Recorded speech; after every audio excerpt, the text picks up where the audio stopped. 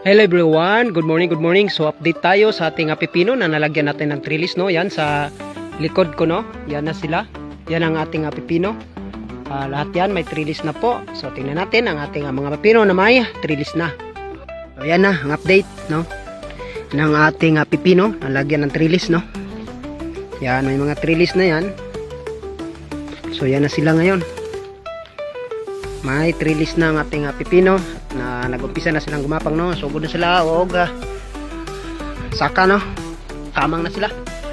Yan. So muna na. Ito ang pipino nga may trellis. Ayan na. Alright. Na. So na ay trellis. Importante na siya kay para ma-encourage sa to ang tanom, no? Amo kamang sila, mo paspas po sila tubo kung na sila ay trellis.